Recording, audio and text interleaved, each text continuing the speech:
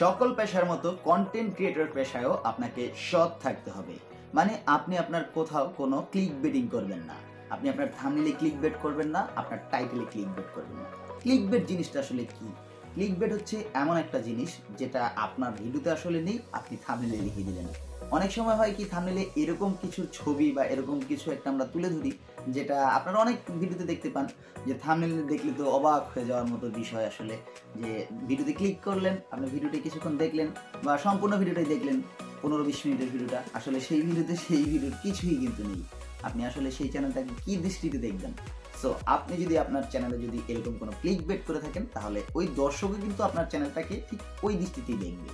So content creator পেশায় আপনাকে সৎ থাকতে হবে। তাহলেই দেখবেন আজ হোক, কাল হোক বা পরশু হোক, একদিন না একদিনে কিন্তু আপনার চ্যানেলটা গ্রো করে একটা পর্যায়ে চলে যাবে। আপনি শুধু একটা কাস্টমার বেস তৈরি করেন। আপনার দর্শকদেরকে নিয়ে, আপনার ভিউয়ারদেরকে নিয়ে একটা বেস তৈরি করুন। তাদের কমেন্টের রিপ্লাই দেওয়ার চেষ্টা করুন। তারা কি চায়? আসলে কোন ভিডিওটা আপনার দর্শক চায়, সেই ভিডিওটা আপনি তৈরি করুন। আর সেই ভিডিওটা কোন ভিডিওটা আপনার দর্শক চায় সেটা খুঁজে পাওয়ার জন্য আপনাকে ইউটিউব স্টুডিও এই অ্যানালাইটিক সিস্টেমে প্রবেশ করতে হবে।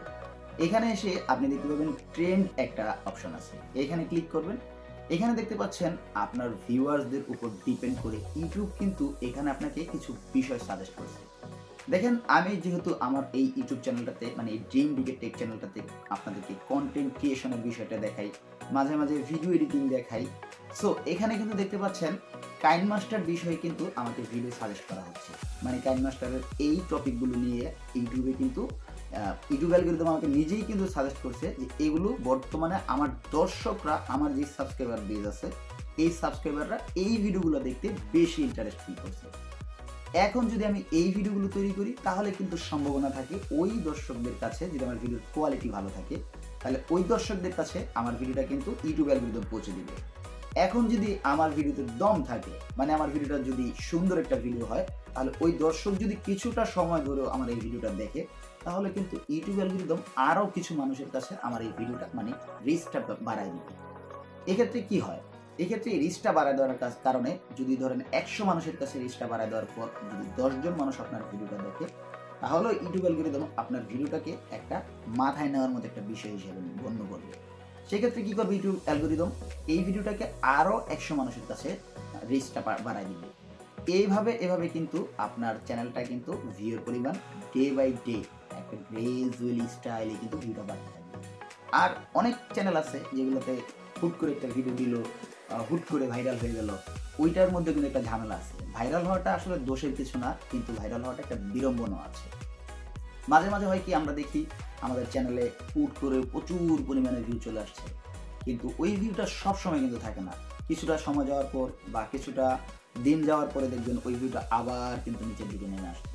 তখন কি হয়, একজন কন্টেন্ট ক্রিয়েটর হিসেবে আপনার মন ভেঙে যাবে, আপনি ডিমোটিভেটেড হয়ে পড়বেন। তখন ওই চ্যানেলে আপনি আর সুন্দর সুন্দর কন্টেন্ট কিন্তু দিতেই পারবেন না। সো আপনার ভিডিও যদি গ্রাজুয়ালি একটা নর্মাল ওয়েতে যে প্রতিদিন এই একটা লেভেলে আমার একটা ভিউ আসে, তাহলে দেখতে পাবেন আপনি আসলে সত্যিকার একটা চ্যানেল পরিচালনা করার একটা ফিল পাবেন। আসলে এটাই কিন্তু নিয়ম। আপনি ভিডিও আপলোড করবেন, দর্শক এক একটা দিন যাবে আর দর্শক আপনাকে চিনতে পারবে। একটা পর্যায়ে যাওয়ার পর কিন্তু আপনার দর্শকদের মাঝে আপনার একটা ফ্যান বেস তৈরি হবে।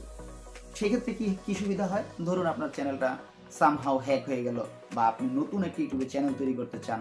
সেক্ষেত্রে ওই যে আপনার একটা ফেস ভ্যালু, আপনার দর্শক আপনাকে চিনে, এর কারণে কিন্তু আপনি পরবর্তীতে অন্য যেকোনো পর্যায়ে যেকোনো রকমের চ্যানেল বা যেকোনো ক্যাটাগরির চ্যানেলও যদি তৈরি করেন, তাহলে কিন্তু ওই দর্শক যখন আপনার কণ্ঠটা শুনতে পাবে, যখন আপনার চেহারাটা দেখতে পাবে, তখন কিন্তু আপনার দর্শক অটোমেটিক্যালি বুঝতে পারবে এই ভিডিওটা আসলে ওই ভাইয়াটা। সো আপনার যে ফ্যান বেস অটোমেটিক্যালি কিন্তু তারা আপনার এই নতুন চ্যানেলটাকে সাবস্ক্রাইব করে দেবে। সো আপনি বুঝতেই পারছেন, একজন কন্টেন্ট ক্রিয়েটর হিসেবে আপনি সবসময় চেষ্টা করবেন সততাটা বজায় রাখতে। দর্শক ফ্যান বেস নিয়েই কিন্তু আমাদের পরিবার। আমার কথাগুলো একটু লং হয়ে গেল। এই কথাগুলো একজন কন্টেন্ট ক্রিয়েটর হিসেবে আমি মনে করি আপনার জন্য খুবই উপকারী। সো এরকম ভিডিও, এরকম টিপস টিউটোরিয়াল নিয়ে কিন্তু ভিডিও থাকে আমার চ্যানেলে। এইরকম ভিডিও প্রতিনিয়ত পেতে চ্যানেলটা সাবস্ক্রাইব করে ভিডিওতে একটা লাইক করে দিবেন।